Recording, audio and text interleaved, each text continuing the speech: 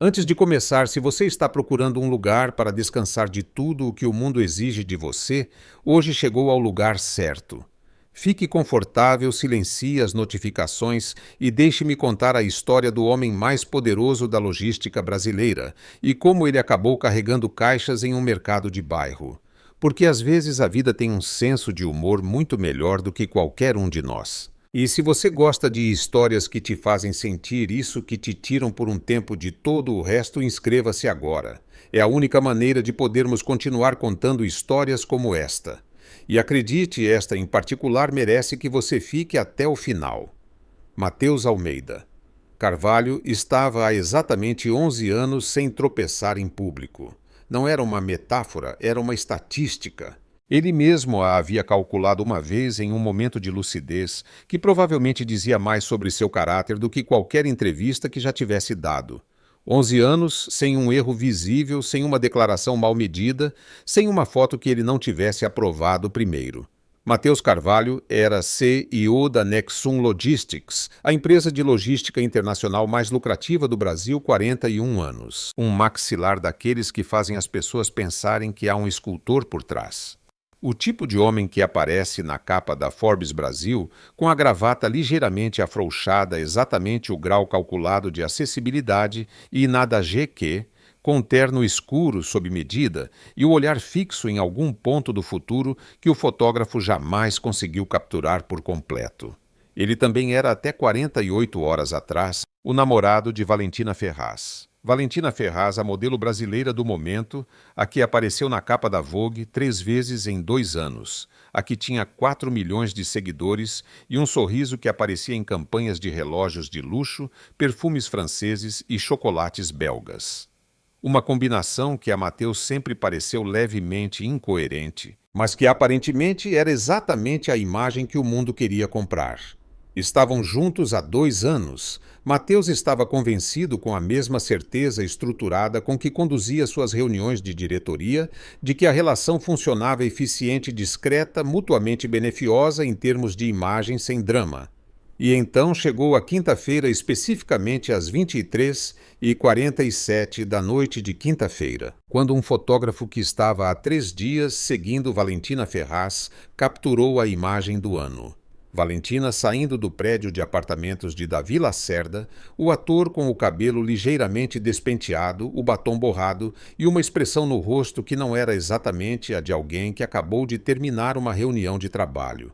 Às 0 horas de sexta-feira, a imagem já tinha 200 mil compartilhamentos. Às 7 horas era capa digital de 4 portais de notícias. Às 9 horas, quando Matheus chegou aos escritórios da Nexum no centro de São Paulo, havia exatamente 17 jornalistas postados na entrada do prédio e um trending topic no X que dizia, com a crueldade sintética que caracteriza as redes sociais, #ChifreNoCEO.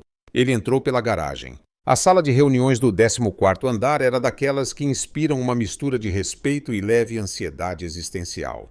Janelas do chão ao teto, com vista para a Avenida Paulista, mesa de madeira escura, para 20 pessoas, cadeiras de couro que custavam mais do que o aluguel mensal da maioria. Matheus entrou às 9h27, 3 minutos antes do previsto, porque Matheus Carvalho nunca chegava atrasado, mas também não chegava exatamente na hora. Ele chegava antes como um lembrete sutil de quem ditava o ritmo naquela sala. Os 8 diretores já estavam sentados.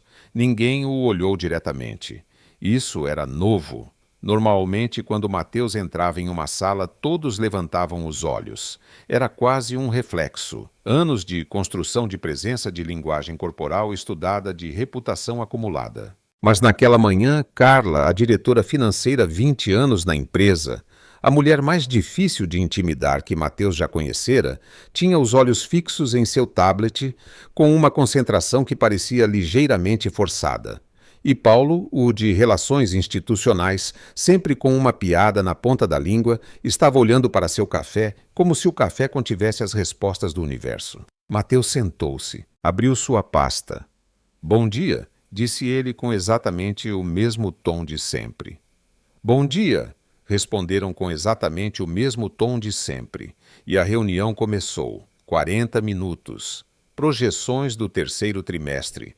Expansão para o mercado argentino. Renovação de contratos com 3 operadores de carga aérea. Mateus falou. Ouviu, tomou decisões, assinou 2 documentos, tudo perfeitamente normal. Exceto que em algum momento, enquanto Carla explicava as projeções de fluxo de caixa, o telefone de Paulo vibrou sobre a mesa e Paulo, por um reflexo infeliz, olhou para ele e, na tela visível por um quarto de segundo, antes que Paulo o virasse com um tapa, foi possível ler a manchete de um portal de notícias. Como está Mateus Carvalho? Fontes próximas dizem que ele está arrasado. Silêncio. Mateus continuou olhando seus papéis. Então disse com uma calma que naquele momento era basicamente uma obra de engenharia. Estamos de acordo com a projeção do T3. Todos assentiram com o entusiasmo exagerado de pessoas que querem que a Terra os engula. O narrador gostaria de ressaltar aqui que nenhum dos presentes estava arrasado. Eles estavam desconfortáveis, o que não é a mesma coisa. O arrasado era o homem sentado na cabeceira da mesa que estava há 12 horas sustentando uma fachada de concreto, armado sobre o que internamente era, com toda probabilidade, um campo de escombros. Ele saiu do prédio às 15 horas da tarde. Não deveria ter saído pela entrada principal. Ele sabia. Sua assistente Lúcia havia lhe mandado uma mensagem às 12h48 dizendo exatamente isso. Há câmeras lá fora. Muitas. O carro pode pegá-lo na garagem lateral. Mas Mateus Carvalho estava há 11 anos sem mudar sua rota por ninguém e algo nele, algo que talvez fosse orgulho ou talvez fosse a negação funcionando à plena potência, se recusou a sair escondido como se tivesse algo a esconder. Ele abriu a porta principal. Os flashes o atingiram como uma onda. Mateus, é verdade que Valentina e Davi estão juntos há meses. Mateus, como você descobriu? Você vai fazer uma declaração pública. Senhor Carvalho pretende perdoá-la. Ele continuou andando a olhar para frente, passo firme o protocolo de crise que ninguém lhe ensinara, mas que seu cérebro havia ativado automaticamente. Rosto neutro, ritmo constante, não parar sob nenhuma circunstância. O problema era que os jornalistas também caminhavam e corriam e havia mais deles do que ele havia calculado, e a calçada era mais estreita do que ele se lembrava. E alguém colocou um microfone tão perto do seu rosto que por um momento ele pensou que ia lhe furar um olho. Mateus, é verdade que você não esperava por isso. Não, ele não esperava. Era justamente isso que o deixava internamente em chamas. Ele virou à direita, depois à esquerda, acelerou o passo. Os jornalistas aceleraram também. Atravessou uma rua sem olhar o semáforo, algo que Mateus Carvalho, o homem de regras, jamais fazia, e ouviu uma buzina furiosa atrás dele. Continuou. Estava suando. Mateus Carvalho, que fazia 3 reuniões de diretoria seguidas, sem despentear o cabelo, estava suando na rua em plena luz do dia. Seu telefone tocou. Era Lúcia. O carro não consegue chegar, disse Lúcia com a voz de alguém que está dando uma má notícia com muito profissionalismo. Há um bloqueio de trânsito na Consolação. Levaria 20 minutos para chegar. Quer que eu peça um táxi? Sim, respondeu Mateus, virando em outra esquina sem ideia exata de em que rua estava. Certo onde você está exatamente? Ele olhou ao redor, uma rua que não reconhecia um prédio de fachada ocre, uma pequena praça com uma árvore solitária. Eu não sei, admitiu. E essas 3 palavras lhe custaram mais do que qualquer negociação dos últimos 2 anos. Mateus atrás de você. Os flashes de novo. Levaram menos de 40 segundos para encontrá-lo. Mateus, só uma pergunta, uma só. Ele começou a correr. Mateus Carvalho, que... E o da Nexum Logistics, 41 anos, terno de R$15.000, abotoaduras de prata, correndo pelas ruas do centro de São Paulo como se tivesse 15 anos e tivesse quebrado uma janela. Ele dobrou uma esquina e quase bateu em um toldo de listras verdes e brancas. Atrás do toldo, uma porta. Atrás da porta, barulho, calor, vozes, cheiro de temperos e comida quente. Um mercado. Não um desses mercados gourmetizados, cheios de sushi e coquetéis de autor. Um mercado de bairro de verdade. Corredores estreitos, piso de granilite manchado por décadas de uso honesto, barracas apertadas, umas contra as outras senhoras com carrinhos de feira, vendedores que gritavam ofertas com a energia de quem faz isso a vida toda. Mateus entrou. O primeiro impacto foi sensorial e quase brutal. O cheiro chegou antes de tudo. Pastéis recém-feitos, temperos do Nordeste, algo que poderia ser caldo de mocotó, ou poderia ser a felicidade em estado líquido, óleo quente, pão, fruta madura, um conjunto que em nenhum refeitório corporativo teria passado pelos filtros de qualidade do ar, mas que aqui, neste corredor estreito e barulhento, funcionava como uma espécie de abraço involuntário. O segundo impacto foi o barulho. Os melhores pastéis de São Paulo leva-leva. Peixe fresco do norte chegou hoje de manhã. Dona Carmen guarda os seus pimentões. A R$ 5 o quilo. Senhora, a R$ 5. Mateus parou no meio do corredor e, pela primeira vez no dia, talvez no mês, não soube absolutamente o que fazer. À sua direita, uma barraca de queijos com peças enormes empilhadas como arquitetura láctea. À sua esquerda, uma barraca de comidas prontas com bandejas de alumínio, cheias de coisas que cheiravam extraordinariamente bem e cuja procedência geográfica ele não conseguiria determinar nem com um mapa. À frente, o corredor se estreitava ainda mais e desembocava em uma espécie de encruzilhada com 4 direções possíveis, todas igualmente barulhentas e lotadas. Atrás dele, os flashes na entrada do mercado. Os jornalistas haviam chegado até a porta. Mateus deu 2 passos à frente, tentando se aprofundar mais. E então ouviu uma voz específica, clara, direta, com o tom de alguém que toma decisões rápidas e não pede desculpas por isso. Ei você, o de terno. Ele a olhou. Ela estava atrás de um balcão de madeira escura, cheio de bandejas com pastéis empadas, algo que cheirava o canela e algo que cheirava a páprica. Tinha 26, 27 anos, cabelo escuro, preso de qualquer jeito, com alguma mecha solta que claramente não era uma decisão estética, mas o resultado de um dia muito longo. Avental vinho com o nome da barraca. A mesa da Dona Lourdes, bordado em amarelo, olhos escuros, expressão de alguém que já viu de tudo naquele mercado e poucas coisas a surpreenderam. Ela o estava olhando com a mesma atenção clínica com que se olha para alguém que claramente está prestes a fazer algo que vai complicar a tarde de todo mundo. "O que você está fazendo?" Ela perguntou em voz baixa, mas firme. "Eu estou procurando." "Os das câmeras entraram no mercado", disse ela, olhando por cima do ombro em direção à entrada. "São seus ou estão te perseguindo?" "Me perseguem." Ela o avaliou. 2 segundos. "Rápido, entra na barraca. Abaixe-se atrás do balcão." "Desculpe." "Abaixe-se", repetiu ela com o tom de quem não tem mais tempo para esse nível de lentidão cognitiva. "Ou fica aí parado com esse terno e deixa eles te encontrarem. Você decide, mas decide rápido porque estou vendo eles vindo." Mateus Carvalho tomou a decisão mais desconcertante de sua carreira executiva. Ele se meteu atrás do balcão de uma barraca de pastéis e se agachou. E se neste ponto você também está pensando como diabos esse homem foi parar aqui, inscreva-se e fique, porque o que vem a seguir não melhora.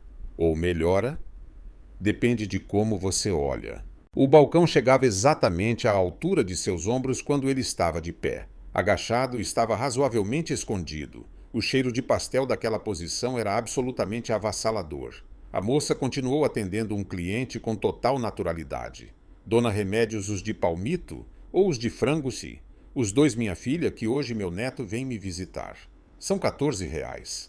Mateus ouviu passos. Vozes dos jornalistas perguntando aos vendedores vizinhos. Uma senhora da barraca da frente que dizia com notável convicção que não tinha visto nenhum homem de terno a manhã inteira.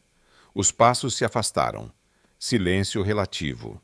"Já foram", disse ela sem desviar o olhar do que estava fazendo. "Pode levantar mais devagar." Mateus se ergueu. Tinha uma nova ruga na calça do terno e o que parecia ser farinha no joelho esquerdo. Olhou para a moça. "Obrigado", disse ele. Ela olhou para ele. E então aconteceu algo que Mateus Carvalho não experimentava há muito tempo. Alguém o olhou sem reconhecê-lo, sem o brilho de "Ah, é você", sem o ajuste sutil de postura que as pessoas faziam quando falavam com alguém famoso ou poderoso. Ela o olhou como se olha para um desconhecido, como se olha para alguém que ainda não é ninguém em particular. "Quem é você?", perguntou ela simplesmente. "Mateus. Por que te perseguem, Mateus?" Pausa. "É complicado." Ela assentiu com a cabeça, como se complicado fosse exatamente a resposta que esperava de alguém com aquele terno. Você tem para onde ir? Meu carro deveria chegar em... Ele pegou o telefone. Bateria 3%. Lúcia. Discou. 3 segundos. A chamada não completou. Tela preta, bateria morta. A moça o observou com a expressão contida de alguém que está fazendo um esforço ativo para não dizer "tá vendo". Estou sem telefone? Anunciou Mateus com a voz de quem informa um fato técnico sobre o qual não tem sentimentos. Isso eu já vi, disse ela. Você não tem onde carregar e não sabe como voltar para onde precisa ir. Mateus olhou para o corredor do mercado, depois para a entrada, onde um dos jornalistas continuava rondando. Não completamente. Ela o olhou por mais um segundo, depois suspirou. Não de resignação exatamente, mas do modo como suspira alguém que acabou de calcular que sua tarde será mais longa do que o previsto e decidiu aceitar. Fica aqui até a gente fechar. Meus irmãos vêm às 8. A gente te tira daqui. Não posso ficar em um mercado até às 8 da noite? Por que não? Mateus abriu a boca, fechou, abriu de novo. Por quê? Porque ele tinha coisas para fazer, ligações, decisões e e-mails. Porque sua agenda para o resto do dia era um bloco compacto de compromissos que agora ele não podia cumprir nenhum porque estava sem telefone e sem carro e escondido atrás de um balcão de pastéis em um mercado de bairro que nunca tinha visitado na vida. Ok, disse ele finalmente, eu fico. Ok, repetiu ela, e voltou a atender o próximo cliente como se Mateus não existisse. O narrador gostaria de ressaltar que isso, especificamente, isso ser ignorado por uma moça, enquanto o mundo inteiro o procurava, foi provavelmente a experiência mais desconcertante do dia de Mateus Carvalho. E o dia havia incluído 200.000 compartilhamentos da foto de sua namorada com outro homem. Ela se chamava Helena Gomes. Ele soube 20 minutos depois, quando uma senhora mais velha com um avental igual ao dela, mais florido, chegou carregando uma bandeja com mais empadas recém-feitas e a cumprimentou com "Helena querida, prova estas", que eu coloquei mais cominho com o tom de quem faz exatamente isso todos os dias, desde sempre. A senhora mais velha era evidentemente Dona Lourdes, a mãe. Dona Lourdes tinha 62 anos. O cabelo grisalho preso em um coque do qual escapavam exatamente as mesmas mechas que do de Helena, mãos que conheciam o trabalho e uns olhos pequenos e vivíssimos, que no momento em que caíram sobre Mateus ainda escondido na lateral da barraca, fizeram exatamente o que Mateus temia. Avaliaram-no de cima a baixo sem nenhum tipo de dissimulação. "E este quem é?", perguntou Dona Lourdes, dirigindo-se a Helena, mas sem parar de olhar para Mateus. "Ele se chama Mateus, mãe. Estou ajudando ele." "Ajudando com o quê?" "A não aparecer no noticiário." Dona Lourdes franziu a testa. "Ele é um criminoso?" perguntou Helena, "porque se for um criminoso nesta barraca, a gente não quer."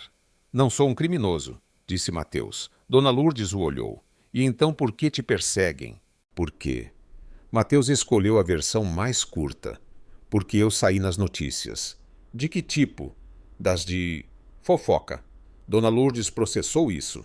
Depois assentiu devagar, como se fofoca fosse uma categoria de problema que ela compreendia perfeitamente. "Ah, mulheres. Bom são sempre mulheres. Ou dinheiro. Qual dos dois?" "Senhora." "Dona Lourdes", corrigiu ela. "Aqui ninguém é senhora. Qual é mulher ou dinheiro?" Mateus olhou para Helena, que estava atendendo um cliente com a expressão elaboradamente neutra de alguém que está se divertindo com a situação, mas decidiu não demonstrar. "As duas coisas podem estar relacionadas", disse Mateus com cuidado. Dona Lourdes considerou. "Bem, fique se quiser, mas se ficar ajuda. Aqui não tem visita, tem mãos." E dito isso, estendeu-lhe uma bandeja de empadas quentes, com a naturalidade de quem entrega uma tarefa a um novo funcionário. Mateus Carvalho, que, Iuda Nexum Logistics, segurou a bandeja. Olhou para ela, olhou para Dona Lourdes. "O que eu faço com isto?" "Coloca no balcão, querido", disse ela com uma paciência infinita e levemente condescendente. "As vazias vão para o fundo, as cheias para a frente. Você dá conta disso." Que conste que Matheus Carvalho havia gerenciado operações logísticas em 12 países. Havia negociado contratos de 9 dígitos.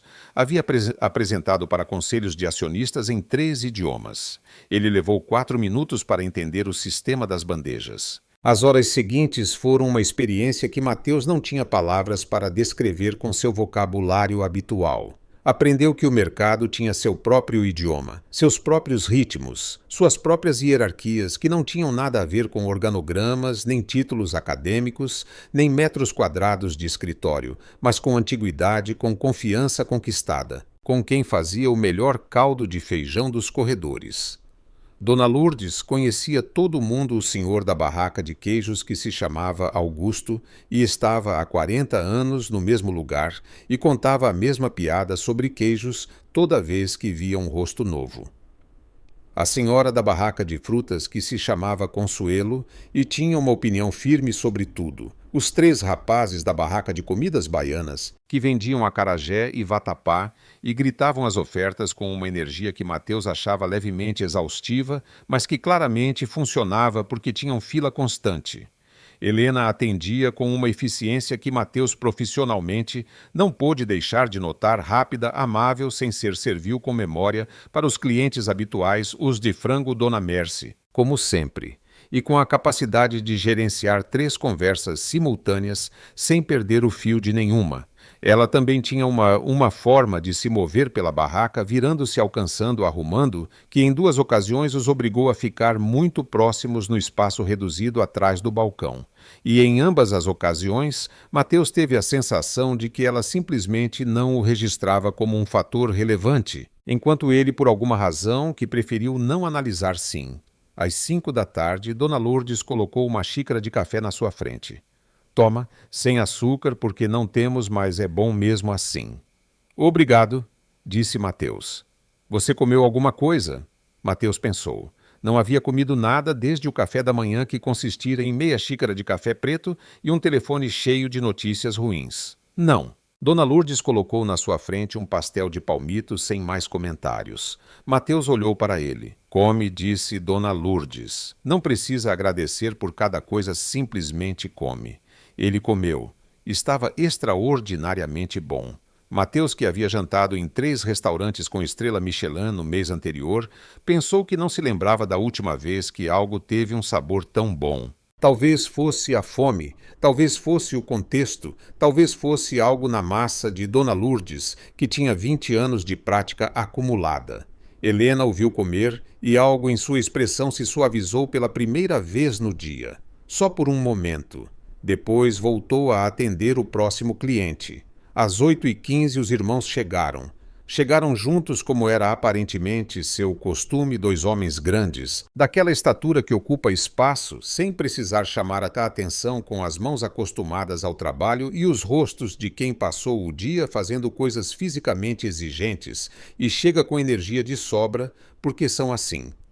O mais velho se chamava Roberto, 40 anos, bigode, uma camiseta com o logo de um time de futebol, que Matheus reconheceu como um time da 2ª divisão, mas não disse nada a respeito. O mais novo se chamava Ricardo, 38 anos, sem bigode, uma jaqueta de trabalho azul com manchas que poderiam ser óleo de motor ou outra coisa. Os 2 olharam para Matheus com a mesma curiosidade direta e sem filtro de Dona Lourdes, mas com algo adicional que em homens daquela idade e energia funcionava como uma pergunta tácita. E esse aí quem é e o que faz aqui? Helena os atualizou em 30 segundos. Jornalistas, telefone sem bateria não pode sair. Temos que ajudá-lo. Roberto o avaliou. Quanto você mede? Perguntou a Matheus. 1,82. Ricardo, a camisa azul da caminhonete. Ricardo desapareceu e voltou com uma camisa azul de trabalho gasta, mas limpa, do tipo que ele mesmo usava. Estendeu-a na frente de Matheus. Matheus olhou para ela. Você tem que mudar a aparência, explicou Roberto com a paciência de quem fala com alguém que claramente não entende coisas básicas de logística humana. Com esse terno você sai e qualquer um te identifica. Com isso você parece o motorista da caminhonete. Matheus Carvalho olhou para a camisa de trabalho. Olhou para seu terno. Está bem, disse ele. O terno era de Hermenegildo Zegna. A camisa azul tinha uma mancha de tinta no cotovelo. Matheus Carvalho se trocou sem dizer mais nada, com a eficiência de alguém que tomou uma decisão e não vê sentido em dramatizá-la. Foi exatamente nesse momento, com a camisa do terno já fora a camisa de trabalho ainda na mão, que Helena passou por trás do balcão com uma bandeja, um trajeto de 2 metros que ela fazia 20 vezes por dia sem pensar. Desta vez ela parou por 2 segundos, talvez 3, o suficiente para registrar de maneira completamente involuntária o mapa que os músculos desenhavam perto do abdômen daquele homem que estava trocando de roupa em sua barraca de pastéis, como se isso fosse a coisa mais normal do mundo. Aquele tipo de detalhe que o cérebro capta antes que se possa decidir se queria captá-lo ou não. Ricardo, que estava apoiado na lateral do balcão, a viu. Não disse nada, mas a olhou com a cara exata de alguém que acabou de arquivar uma informação muito útil com uma sobrancelha levemente erguida, que na linguagem dos irmãos mais velhos traduzia com bastante precisão. Maninha continua trabalhando. Vamos. Helena continuou com a bandeja como se nada tivesse acontecido, com uma velocidade que objetivamente era 2 segundos maior que o habitual. Matheus se trocou sem pensar muito, mas o que ele fez e que ninguém viu foi dobrar o terno com precisão milimétrica antes de colocá-lo na sacola que Ricardo lhe ofereceu. Alguns hábitos são mais fortes que as circunstâncias. O plano era simples, como todos os bons planos. Matheus sairia com eles carregando caixas como se fizesse parte da equipe de fechamento. A caminhonete estava na rua de trás. Os jornalistas, se ainda estivessem por perto, estariam na entrada principal. Roberto lhe entregou uma caixa de bandejas vazias. "Carrega isso." Matheus carregou. Era mais pesada do que esperava. Não disse nada. "E anda normal", acrescentou Ricardo. "Não reto como um poste. Normal. Eu ando normal." "Você anda como alguém que está acostumado a que as pessoas abram caminho", disse Helena por trás dele com uma precisão que lhe pareceu irritantemente exata. "Relaxa os ombros." Matheus relaxou os ombros. "Melhor", concedeu ela. Saíram. Roberto na frente, Ricardo atrás de Matheus e Helena, fechando com as últimas sacolas. Rua de trás, nenhum jornalista. A caminhonete branca surrada, com o logo do mercado na porta. Roberto abriu a parte de trás. Carregaram tudo. "Entra", disse Ricardo a Matheus, apontando para a caçamba. Matheus entrou. Ricardo entrou também. Roberto dirigiu e Matheus Carvalho C. E o da Nexum Logistics viajou sentado na caçamba de uma caminhonete de mercado, entre bandejas vazias e sacolas plásticas sem telefone e com uma camisa emprestada, em direção a um destino que não havia escolhido. E, de alguma maneira, naquele momento, Preciso sentiu que os ombros, não os físicos, mas os de dentro, aqueles que levavam semanas sustentando algo pesado demais, baixaram 1 centímetro. A casa de Dona Lourdes era exatamente o que Matheus esperava e completamente diferente do que ele havia esperado ao mesmo tempo. Primeiro, era pequena. Não desconfortável, mas genuinamente pequena, daquelas casas onde cada metro é pensado, onde nada sobra, mas também não falta nada essencial. No bairro da Moca, casa térrea, com um quintal que da cozinha se via como um quadrado de luz quente, plantas em vasos e uma mesa de ferro com cadeiras desiguais. Segundo, estava cheia não de coisas, mas de presença de fotos nas paredes. Muitas fotos de épocas e tamanhos diferentes, de cheiro, de comida recente da televisão ligada no quarto da direita com algum programa que ninguém estava assistindo, da sensação de que este espaço havia sido habitado intensamente por muito tempo por pessoas que se amavam. Matheus parou no umbral da cozinha. Dona Lourdes já estava lá. Havia chegado antes de táxi com as primeiras caixas e, no tempo que levaram para carregar a caminhonete e percorrer os 15 minutos de trajeto, conseguira colocar água para ferver, tirar uma panela grande do armário inferior e começar algo que cheirava a cebola refogada e páprica. "Senta", disse ela a Matheus, apontando para a mesa da cozinha sem se virar. "Dona Lourdes, não quero incomodar mais. Se me emprestar o telefone por um momento para ligar para minha assistente, peço o carro e..." "São 9h15 da noite", disse Dona Lourdes. "É hora de jantar e aqui ninguém janta sozinho. Senta." Roberto já estava sentado com uma cerveja que havia pego da geladeira, com a familiaridade de quem faz isso a vida toda. Ricardo estava de pé, junto à janela, olhando o telefone. Helena estava ajudando a mãe com algo na bancada. Mateus sentou-se. Roberto lhe passou uma cerveja sem perguntar. Obrigado, disse Mateus. Rapaz, disse Roberto, abrindo a sua. Eles te perseguem sempre ou foi só hoje? Hoje foi mais que o normal. O que você aprontou? Não aprontei nada? Roberto assentiu devagar. É sempre o que a gente não aprontou, Roberto, disse Helena sem se virar da bancada. Só estou dizendo. Ricardo largou o telefone e sentou-se também. O que você faz? Perguntou a Mateus com a franqueza amigável de alguém que considera essa a maneira correta de conhecer alguém. Logística. Empresa de logística internacional. Ricardo assentiu. Caminhões também.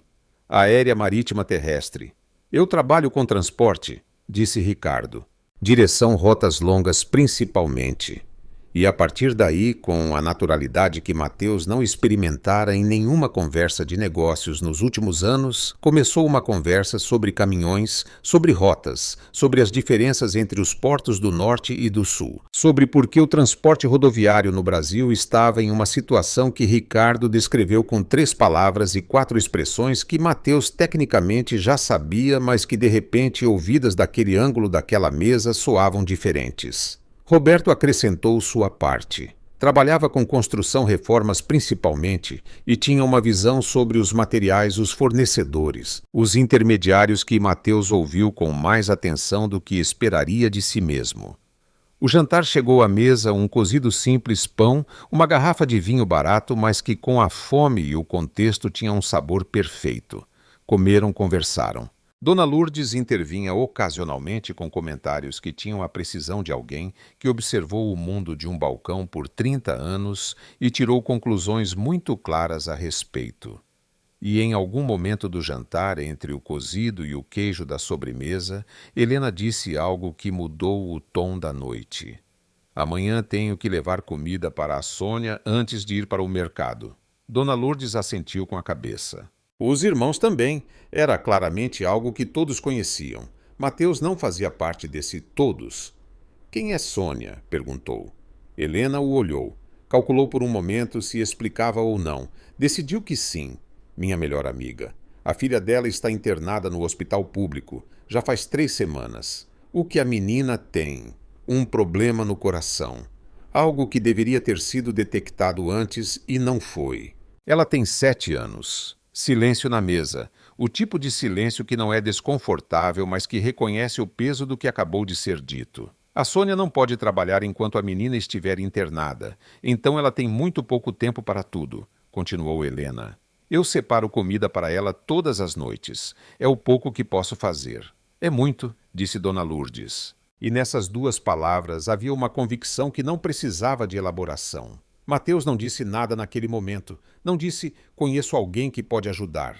Não disse, tenho contatos na medicina privada. Não disse nada do que em outro contexto, em outra versão de si mesmo, teria dito automaticamente como mecanismo de solução. Ele ouviu, e enquanto ouvia algo se moveu internamente, não espetacularmente, sem drama, como uma porta que cede 1 centímetro depois de ter ficado fechada por muito tempo. Porque o que Helena havia descrito, levar comida todas as noites, aquele pequeno gesto, sustentado, aquela forma de ajudar sem ter quase nada para dar, era uma forma de amor que Mateus não conhecia em seu mundo. Em seu mundo, as pessoas doavam dinheiro para fundações e colocavam seus nomes em placas. Isso também era válido, mas isto era diferente. Isto era presença, isto era constância, isto era o tipo de lealdade que não se negocia nem se publicita. O narrador gostaria de ressaltar que Mateus Carvalho, que naquela mesma manhã havia entrado em uma sala de reuniões com todos os seus mecanismos de controle intactos. Estava há 4 horas nesta casa e algo nele estava começando lentamente a desaparecer. Não o homem à armadura. Depois do jantar, os irmãos ficaram na cozinha ajudando Dona Lourdes com os pratos e discutindo com afeto barulhento sobre futebol. Helena saiu para o quintal com o resto de sua taça de vinho. Mateus, depois de um momento de dúvida que ninguém viu, a seguiu. O quintal era pequeno. A lua naquela noite era grande e quase perfeita. As plantas nos vasos projetavam sombras suaves sobre o piso de cimento. A luz que saía da cozinha criava uma faixa dourada na borda do quintal. De dentro chegavam as vozes de Roberto e Ricardo, discutindo sobre um juiz, com uma convicção que claramente não ia resolver nada, mas também não precisava. Helena estava de pé junto à mesa de ferro, olhando para cima. Mateus parou ao seu lado. Silêncio confortável, o que era estranho porque se conheciam há poucas horas, e o silêncio confortável geralmente requer tempo. Obrigado, disse Mateus depois de um momento, por tudo hoje. Helena o olhou de soslaio. Você não precisa ficar agradecendo. Já disse isso 3 vezes. 4. Mas é que estou falando sério. Ela sorriu. Só um pouco. O primeiro gesto completamente relaxado que ele vira nela o dia todo. Como você está? Perguntou ela em voz baixa. A pergunta o pegou de surpresa, não pela pergunta em si. Era uma pergunta simples, cotidiana, mas por como ela a fez, sem protocolo, sem o invólucro educado com que as pessoas geralmente lhe faziam essa pergunta, esperando uma resposta igualmente educada. Com genuína curiosidade sobre a resposta real. Não sei, disse ele, e era a verdade mais honesta que dissera no dia. Helena assentiu. Não acrescentou nada, não o consolou nem o forçou a elaborar, simplesmente aceitou a resposta. Beberam em silêncio por um momento. Sua família é gente muito boa, disse ele. Eles são, concordou ela sem falsa modéstia. Sua mãe me tratou como se me conhecesse há anos. Minha mãe trata todo mundo assim, não é que você seja especial. Mateus soltou uma risada curta e inesperada. Surpreendeu-se ao senti-la sair. Isso é exatamente o que eu precisava ouvir hoje. Helena o olhou. Por quê? Porque todo mundo me trata como se eu fosse especial e hoje me lembra que isso não me salvou de nada. Ela não respondeu imediatamente. Girou um pouco a taça entre os dedos pensando. O que aconteceu com você hoje, disse ela finalmente, sem rodeios, mas sem crueldade. O escândalo. Como você está com isso? Mateus demorou. Ainda não processei nem tive tempo. Eu sei por isso estou te perguntando agora. Que há tempo. A lua, as plantas, as vozes abafadas de dentro. Dói, disse ele com a simplicidade de quem finalmente pode dizer. Não tanto quanto deveria talvez, ou de uma maneira diferente. Não sei se o que mais me dói é ela, ou o que eu achava que era. Provavelmente o segundo. Helena assentiu devagar. Às vezes o que mais dói não é a pessoa, é a ideia que você construiu em torno dela. Sim, silêncio. Posso te perguntar uma coisa, disse ele. Pode. Por que você me ajudou? Você não me conhecia. Poderia ter ficado sem fazer nada. Helena pensou nisso genuinamente. Por que você tinha a cara de alguém que precisava que alguém fizesse algo mesmo que fosse só dizer para se abaixar, disse ela. Não precisei saber quem você era. Isso veio depois. E agora que você sabe. Que você é um C e o famoso com uma ex-modelo e um escândalo nas redes sociais. Algo assim. Ela o olhou de frente direta. Agora sei que por baixo de tudo isso há alguém que não sabe lidar com bandejas de empadas e que come como se não comesse há semanas. Mateus a olhou, e então ela riu uma risada real clara sem poses. E ele riu também. E naquele quintal, com a lua grande e o vinho barato, e as vozes de dentro, Mateus Carvalho sentiu algo que não sentia há muito tempo, que estava no lugar certo sem tê-lo planejado. Os olhos dela se cruzaram com os dele por um momento e ele teve o bom senso, ou talvez a covardia, não tinha certeza de não dizer mais nada. De dentro, a voz de Ricardo cortou o silêncio. Alguém quer café? Mamãe fez café? Sim, disse Helena e entrou. Mateus ficou mais um segundo no quintal olhando a lua. O narrador gostaria de ressaltar que naquele momento, Mateus Carvalho não pensou em Valentina Ferraz. Não pensou no escândalo, nem nos jornalistas, nem no trending topic. Pensou que fazia muito tempo que nenhum lugar lhe parecera tão pouco seu e tão completamente certo ao mesmo tempo, e que isso, de alguma maneira, era a coisa mais desconcertante do dia. E o dia tinha sido muito, muito desconcertante. Ele entrou para pegar o café. 3 dias depois, Mateus Carvalho voltou ao mercado. Tinha uma desculpa perfeitamente razoável, queria devolver a camisa a Ricardo. A camisa? Repetiu Helena, olhando para ela, que meu irmão esqueceu completamente que existia. Bom, eu não esqueci. Evidentemente, ele a devolveu. Ficou 40 minutos. Ajudou a reorganizar umas bandejas que ninguém lhe pedira para reorganizar. Dona Lourdes lhe deu café e o atualizou sobre o jogo de terça-feira, com o detalhe de alguém que sabe que seu interlocutor não tem nenhum contexto. Mas isso não é motivo para não explicar. 5 dias depois, voltou outra vez, desta vez sem desculpa particular. Estava passando pelo bairro, disse ele. Pelo bairro? Repetiu Roberto, que estava por acaso passando pelo mercado. A Nexum Logistics tem operações na Moca. Poderia ter. Roberto assentiu com a cara de alguém que está calculando quanto custaria manter essa história, mas decide seguir em frente de qualquer maneira. Bom, já que você está aqui, ajuda com essas caixas. Mateus ajudou com as caixas. Na terceira visita, Dona Lourdes já tinha café pronto quando o via entrar. Na quarta, havia-lhe designado um banquinho específico atrás do balcão. Esse é o seu. Não senta no da Helena, que ela tem as coisas dela organizadas.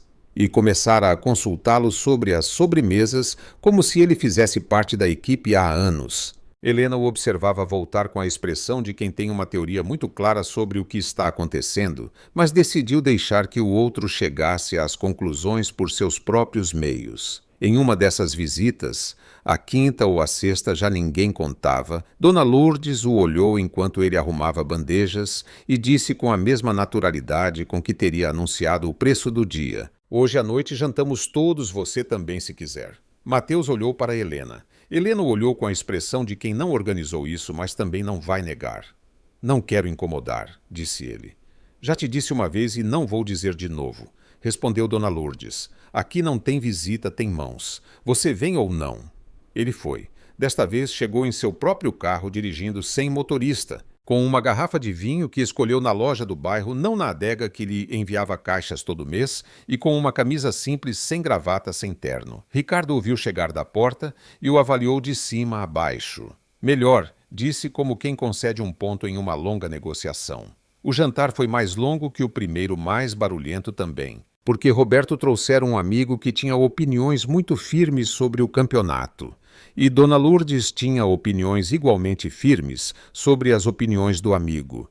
E Ricardo mediava com a energia de alguém que passou a vida mediando entre essas duas forças. O vinho que Mateus levara foi bem recebido. "Não está mal para ser de loja de bairro", disse Dona Lourdes, que era sua maneira de dizer que estava muito bom. Helena fez à sobremesa um pudim de leite, do qual Mateus comeu 2 porções sem que ninguém pedisse.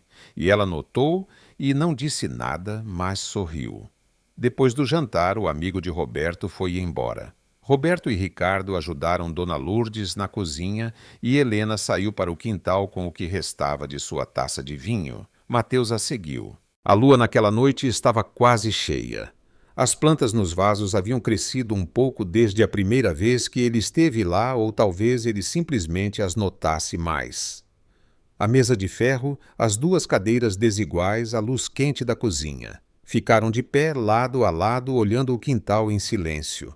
De dentro chegavam as vozes abafadas dos irmãos discutindo sobre onde haviam colocado algo. "Você está diferente", disse Helena sem se virar. "Diferente como..." mais relaxado. Ela o olhou de soslaio. "No bom sentido. Acho que é o bairro." "Acho que é você", disse ela. "O bairro não faz isso com todo mundo." Mateus a olhou.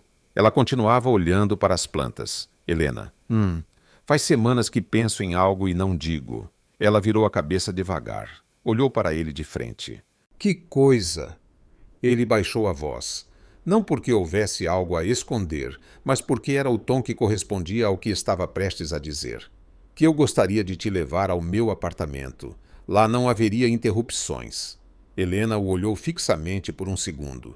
Então uma faísca cruzou seus olhos, tranquila como fogo que está aceso há tempo e acaba de encontrar um pouco mais de ar. "Assim", disse ela. "Sim, mais tranquilo." Ela girou o corpo em direção a ele, um passo perto demais para o contexto deliberado. "Mas estamos sozinhos aqui." Mateus engoliu em seco.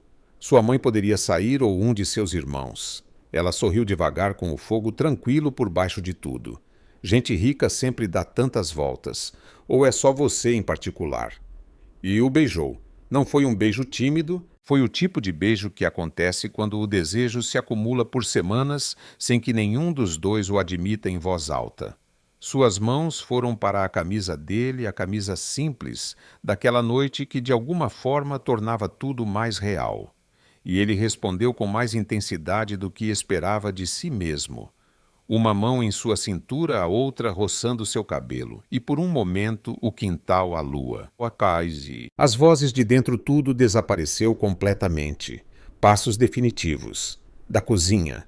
Helena o empurrou com força. Mateus deu 2 passos para trás e quase derrubou o vaso de gerânio. Ricardo apareceu na porta do quintal. Alguém quer café, mamãe fez café. Sim, disse Helena com uma voz perfeitamente normal que Mateus achou suspeitosamente bem calibrada. Sim, disse Mateus com uma voz que definitivamente não era perfeitamente normal. Ricardo os olhou. Olhou para o gerânio ligeiramente deslocado. Olhou para Mateus, olhou para Helena. Vou buscar as xícaras, disse ele. E desapareceu com a descrição estratégica de um homem que entende exatamente o que acabou de interromper. Silêncio. Mateus olhou para Helena. Não era que você não se importava se alguém viesse. Helena olhava na direção contrária com a expressão de alguém que está revisando ativamente sua posição anterior. Também não pensei que seria meu irmão. O narrador gostaria de ressaltar que Mateus Carvalho, que em 12 anos de carreira executiva, havia negociado contratos em 3 idiomas, sem perder a compostura uma única vez. Levou 4 minutos para conseguir tomar o café, sem que a mão tremesse levemente. Algumas coisas são mais difíceis que uma reunião de diretoria. Numa terça-feira, depois de uma de suas visitas, ele a convidou para um café. Café, disse ela. Tem uma cafeteria na rua de baixo. Vi que fecha à tarde. Eu conheço. Trabalho a 2 ruas daqui a 4 anos. Claro. Você vai. Helena considerou por mais tempo do que o necessário que era também sua maneira de dizer que não estava desesperada, que tinha coisas a fazer e que se ia, era porque queria, não porque ele propusera. 1 hora, disse. Foram. Falaram por 2 horas e meia. Mateus não se lembrava de ter falado com ninguém por 2 horas e meia sobre nada que não fosse trabalho, estratégia ou negócios. Falaram sobre livros. Ela lia muito. Ele parara de ler por prazer em algum ponto da última década que não sabia exatamente quando. Falaram sobre música, falaram sobre a cidade e seus bairros, o que muda e o que não muda, falaram sobre a família dela e a dele, que era um tema que Mateus geralmente evitava, e que com ela se abriu sem planejar. Você tem uma boa relação com seus pais? Perguntou ela. Com minha mãe, sim. Meu pai morreu quando eu tinha 12 anos. Helena não disse sinto muito automaticamente. Ela o olhou. Como foi isso para você? Muito difícil. E depois disso, acho que aprendi que o controle era a maneira de as coisas não saírem do meu plano de novo. E quando algo sai do plano, o que acontece? Mateus a olhou. Até este mês eu nunca soube. Tudo seguia o plano. Até que não. Até que não. Helena tomou seu café pensativa. O controle é uma resposta ao medo, disse ela sem crueldade. Não é uma crítica, é só o que é. Você não tem medo. O tempo todo. Mas eu não controlo, eu improviso. E isso funciona melhor? Às vezes sim, às vezes não. Mas pelo menos quando algo dá errado, não sinto que perdi tudo. Mateus a olhou por um momento que durou tempo demais para ser casual. 2 semanas depois da primeira noite no mercado, Mateus fez uma ligação que não mencionou a ninguém. Eram 7 da manhã para um número que guardava há 4 anos de um jantar de gala, onde conhecera o que provavelmente era o melhor cardiologista pediátrico do Brasil, o Dr. Inácio Albuquerque, que trabalhava em um hospital particular de São Paulo, mas que tinha, segundo Mateus, lembrava uma história pessoal que o levara a ser voluntário esporádico em hospitais públicos. A ligação durou 12 minutos. Mateus não mencionou o assunto a Helena. 4 dias depois, Helena o ligou.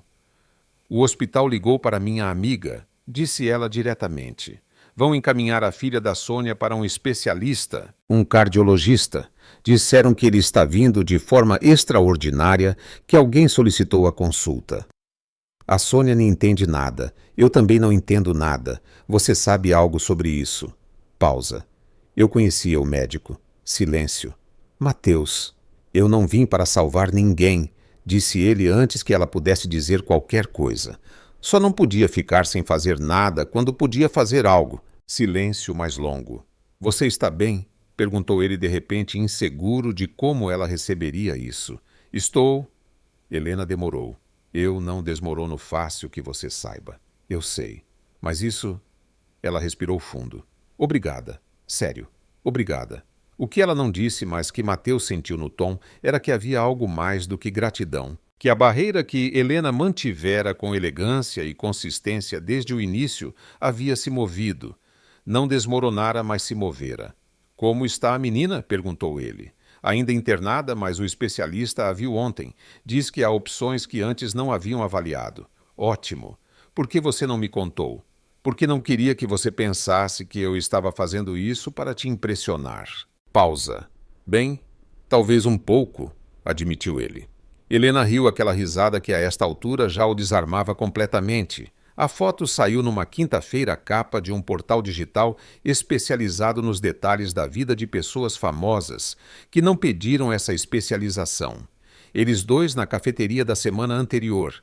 Helena rindo de algo que ele dissera, ele também, embora na foto saísse mais sério. Com uma proximidade na mesa que era difícil de mal interpretar porque não havia maneira incorreta de interpretá-la. A manchete, Mateus Carvalho, o C e o traído já tem consolo à jovem vendedora que o conquistou. O subtítulo com a crueldade eficiente do jornalismo de fofoca, enquanto Valentina Ferraz brilha no circuito de moda europeu. Seu ex parece ter encontrado companhia nos mercados populares de São Paulo. Mateus viu às 7 da manhã. Helena viu às 8 quando uma amiga lhe mandou o link com uma mensagem que era só emojis de fogo e um ponto de interrogação. Ela o ligou. Via matéria, disse ela sem preâmbulos. Helena, não me incomoda a foto, me incomoda a manchete. Eu sei consolo. Repetiu ela com uma calma que era mais perigosa que a indignação. Como se eu fosse o prêmio de consolação de alguém. Não dê ouvidos. Essa gente vive de... Mateus. Seu tom mudou direto, sem hostilidade, mas sem espaço para negociação. Preciso que você entenda uma coisa. Eu não tenho problema que me vejam com você. Tenho problema que me usem como parte da narrativa na história de outro. Você me entende? Completamente. Ótimo. O que você vai fazer? Nada. Se eu responder, dou mais visibilidade. Concordo, disse ela depois de um momento. Mas se a situação escalar, preciso que a gente converse. Quando você quiser. Desligaram. Mateus ficou olhando para o telefone. A matéria já tinha 200 mil cliques. Os comentários estavam divididos entre os que defendiam Helena, o que tem de errado em ser vendedora, e os que a atacavam com a criatividade cruel do anonimato digital. Mateus fechou o portal, abriu o e-mail de Lúcia, que lhe enviara 3 rascunhos de declaração oficial, e o fechou também. Helena se distanciou um pouco nos dias seguintes. Não cortou o contato, mas as respostas demoravam mais e os planos eram cancelados com desculpas razoáveis. Mateus sentiu e entendeu, embora não tenha gostado. O que não entendeu completamente foi o que ele mesmo estava sentindo, algo que depois de negar por 4 dias, reconheceu como uma angústia específica. Não de CEO, não de homem de negócios, mas de alguém que tem medo de perder algo que lhe importa e que não sabe exatamente quando começou a se importar tanto. Ele a ligou. Você está bem? Estou processando, disse ela. O que você está processando? Que isso é mais complicado do que eu imaginei, disse com honestidade. Não você a situação. As câmeras, as manchetes, a sensação de que, de repente, sou personagem de uma história que não escrevi. Você tem razão em tudo isso. Eu sei. Não busco que você me contradiga. O que você busca? Silêncio. Ainda não sei, admitiu ela. Posso te dizer o que eu busco. Pausa. Pode. Busco você, disse ele simplesmente. Sem a situação ao redor, sem as câmeras nem as manchetes. Nem o contexto de como nos conhecemos. Só você. Silêncio longo. Isso é muito direto, disse ela finalmente. Você está me contagiando. Helena riu muito suavemente. Me dê uns dias. Os que você precisar. Numa quinta-feira à tarde, na cafeteria de sempre, com os restos de 2 cafezinhos na mesa, houve uma conversa. Tem uma inauguração no sábado, disse Mateus. Uma galeria de arte na Vila Madalena. Tenho que ir com um cliente, mas gostaria que você viesse. Helena o olhou. Uma galeria de arte. Sim, com um cliente seu. Sim, é um evento tranquilo, não é nada formal, mas se preferir que não. Não é isso? Disse ela e ficou um momento olhando para sua xícara. É que não tenho roupa para esse tipo de coisa. Helena não precisa. Mateus a olhou direta. Eu não tenho um vestido de galeria de arte. Tenho de mercado de bairro e de casamento alheio. São categorias distintas. Ele abriu a boca. Ela levantou uma mão antes que ele pudesse dizer o que estava prestes a dizer. E não me ofereça para me levar às compras, porque eu vou dizer não. Silêncio. E se eu disser que não me importo com o que você use? Eu diria que isso é fácil de dizer para alguém que tem ternos de 15 mil reais. Mateus a olhou. Ela tinha razão e os dois sabiam. Naquela mesma noite, Helena ligou para Sônia. Preciso te pedir uma coisa estranha. Diga. Aquele vestido preto que você usou no aniversário da sua prima você ainda tem. Pausa do outro lado da linha. Aonde você vai? A uma galeria de arte. Silêncio mais longo. Helena. Sônia. Com ele. Sônia. Você tem o vestido ou não? Sônia tinha o vestido. Era preto simples, com o corte exato das coisas que não precisam de adornos para funcionar. Helena o pegou na cesta. Passou com cuidado, e no sábado o vestiu em frente ao espelho do banheiro com a expressão de alguém que está avaliando se isso é uma boa ideia ou uma péssima ideia disfarçada de boa. Decidiu que era a segunda opção. Valentina Ferraz apareceu lá. Não no mercado, isso teria sido demais até para ela, mas na inauguração da Galeria de Arte na Vila Madalena, para a qual Mateus foi acompanhando um cliente importante e Helena estava com ele. Era a primeira vez que saíam juntos para algo que nem era o mercado nem a cafeteria da esquina. E Helena usava o vestido preto de Sônia, com o qual demonstrara que o simples nas mãos da pessoa certa pode fazer mais que o complicado. Mateus a viu antes que Helena a visse. Valentina Ferraz, uns 75 metros, cabelo loiro platinado, um vestido de grife que saíra naquela mesma semana nas redes sociais de 3 editoras de moda. Com ela, 2 pessoas de sua equipe e ligeiramente atrás alguém que Mateus reconheceu como o Relações Públicas de Davi Lacerda. Interessante escolha de evento para alguém que queria passar despercebida. Valentina os viu primeiro a ele e depois a Helena. E em seu rosto apareceu algo que Mateus reconheceu perfeitamente, porque a vira usar muitas vezes o sorriso de quem está calculando. Ela se aproximou. Mateus, disse com o tom de quem cumprimenta um velho amigo que não vê há uma semana, não a pessoa que traiu publicamente há um mês. Que surpresa te ver aqui. Seus olhos se moveram para Helena com a precisão de um scanner. E esta é... Pausa calculada. Desculpe, não sei seu nome. Helena, disse Helena com a mesma energia com que diria terça-feira, sem nervosismo, sem se impressionar. Que bonito, disse Valentina com o tom levemente elevado que pessoas muito seguras de si usam quando querem que a outra pessoa saiba que não lhes parece tão bonito. De onde vocês se conhecem? Do mercado, disse Helena. Do mercado. Mercado de bairro. Eu trabalho lá. Uma pausa. Ah, disse Valentina, e nesse havia um mundo de condescendência embalada com elegância. Que interessante. O Mateus sempre foi muito variado em seus interesses. Mateus viu a intenção por trás das palavras, com a clareza com que se vê algo quando já não se está dentro. Valentina disse com calma, não precisa. O que não precisa? O que você está fazendo? Valentina o olhou. Pela primeira vez na conversa, algo em sua expressão se ajustou. Só estou sendo amável. Não, disse Mateus sem levantar a voz. Você está sendo exatamente o que sempre foi quando algo não se encaixava na sua imagem desdenhosa com elegância. E funcionava antes porque eu não dizia nada. Agora eu digo.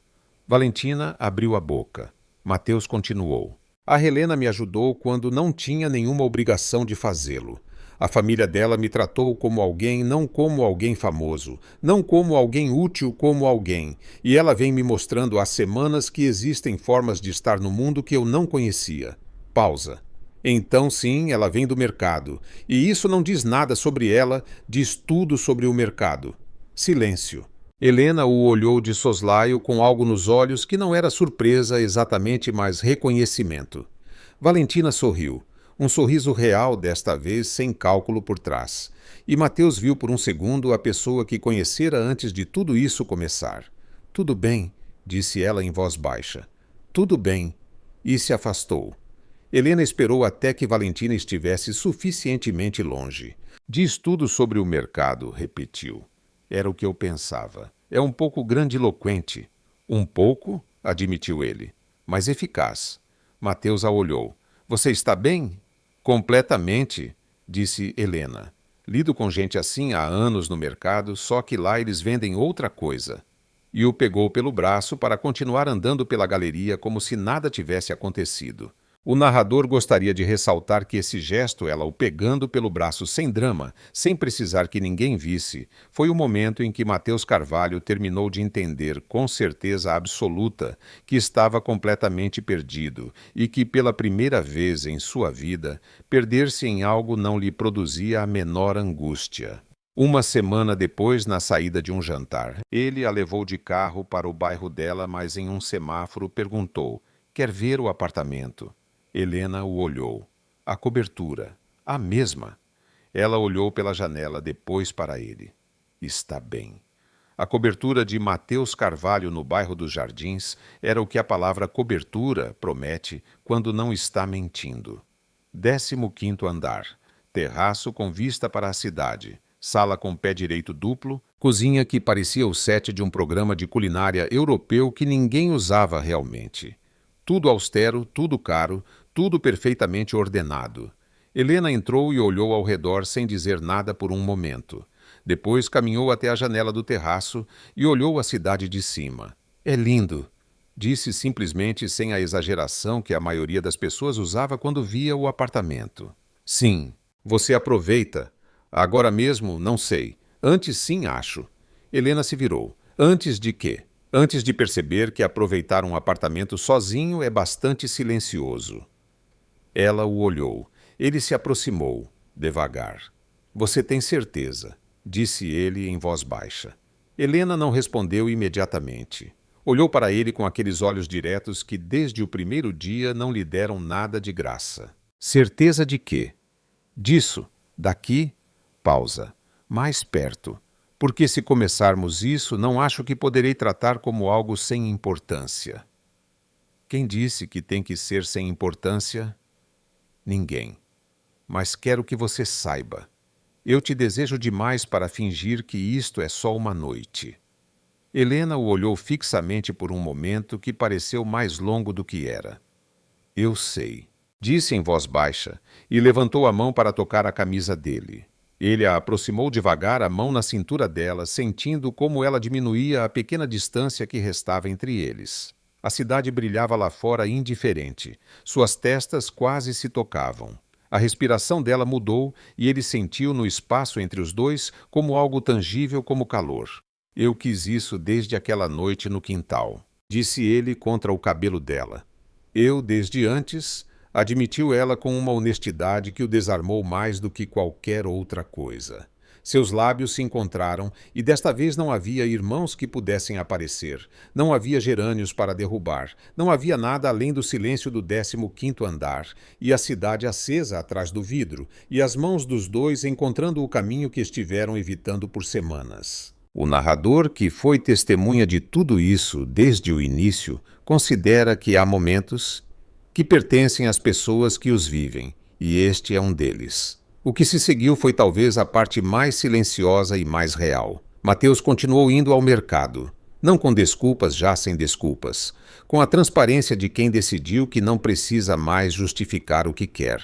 Dona Lourdes o integrara ao ritmo da barraca com a naturalidade com que se integra algo que sempre deveria ter estado ali. Ensinara-lhe a diferença entre as empadas do norte e as do sul, não em termos geográficos, mas em termos de técnica de massa de recheio com a seriedade com que outros ensinam física quântica. Roberto lhe emprestara uma regata para carregar caixas nos dias de calor e não a pedira de volta. Ricardo o levava na caminhonete quando coincidiam e lhe explicava rotas da cidade que Mateus, depois de 15 anos vivendo em São Paulo, não conhecia.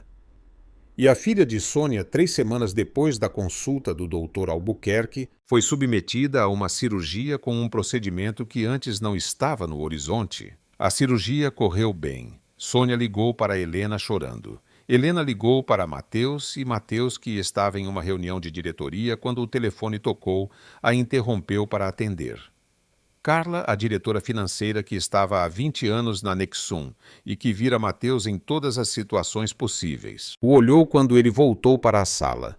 "Tudo bem?" "Muito bem", disse ele. E o dizia de verdade. Um domingo sentado com Helena na mesa de Dona Lourdes, depois de um almoço que durara 3 horas. Porque ninguém tinha pressa, Mateus tirou uma pasta. "Quero mostrar uma coisa a vocês", disse. Dona Lourdes o olhou. Helena o olhou. Roberto e Ricardo, que estavam discutindo sobre o jogo da noite, pararam de discutir. "É uma proposta", disse Mateus, "para um restaurante." Silêncio. "Não como investidor", esclareceu antes que alguém dissesse nada. "Como sócio. Um restaurante de comida de mercado autêntica em um local onde não existe nada igual. O conceito vocês já têm. O que a Dona Lourdes cozinha, o que a Helena sabe servir, o que o Roberto e o Ricardo conhecem de logística e trabalho físico." Dona Lourdes o olhou por um momento muito longo. "Isso é porque você acha que nos falta algo." "Não. É porque acho que vocês têm algo que as pessoas procuram e não encontram. E porque quero fazer parte da construção disso com vocês." Silêncio. Helena o olhava com os olhos levemente brilhantes e a mandíbula cerrada de quem está decidindo se vai se emocionar ou não. Dona Lourdes estendeu a mão sobre a mesa e a colocou sobre a de Mateus. "Mostre-me a proposta", disse ela. E assim começaram. 6 meses depois, o restaurante A Mesa abria suas portas no bairro da Vila Madalena, em um local de teto alto e tijolos aparentes que Roberto reformara com as próprias mãos e as de 3 pessoas de confiança com mesas de madeira escura e uma cozinha aberta, de onde Dona Lourdes e 2 cozinheiras que ela mesma selecionara preparavam o que o cardápio chamava, sem pretensões, de comida de mercado de verdade.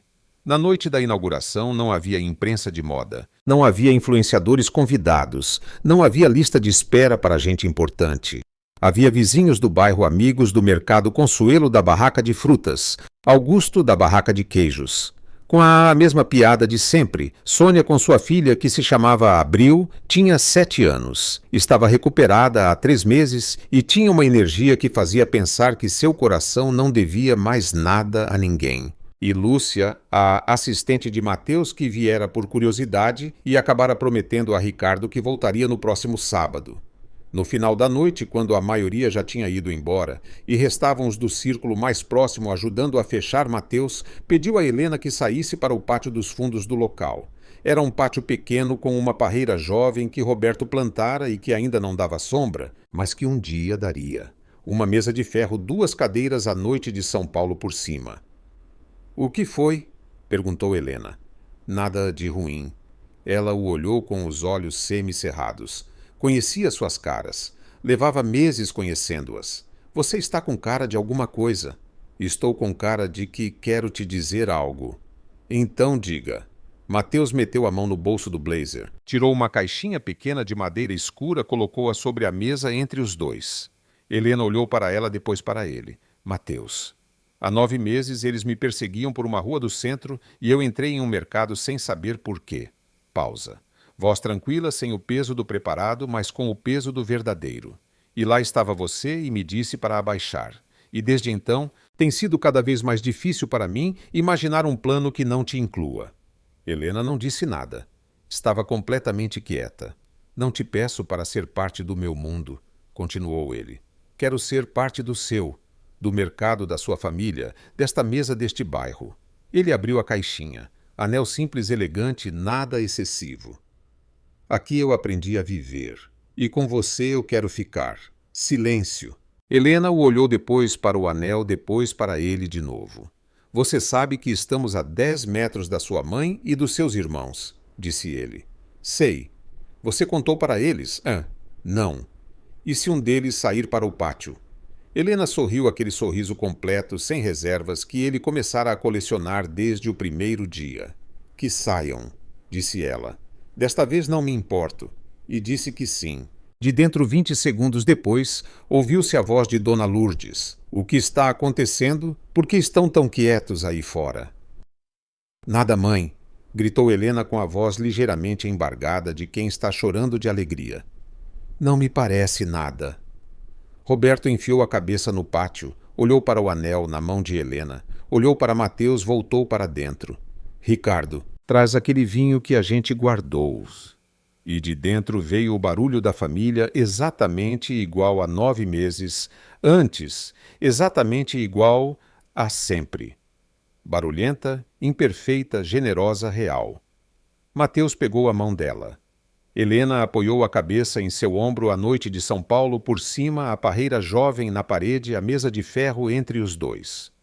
Tudo absolutamente sem planejamento, tudo exatamente em seu lugar.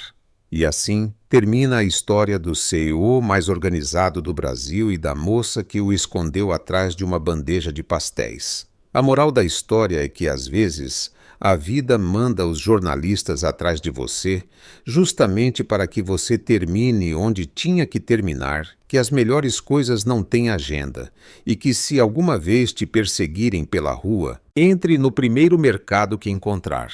Você nunca sabe quem vai te dizer para se abaixar. Se você chegou até aqui, significa que passou um bom tempo com a gente. Dê um like e, música, se inscreva. É tudo o que pedimos. Nos vemos na próxima história.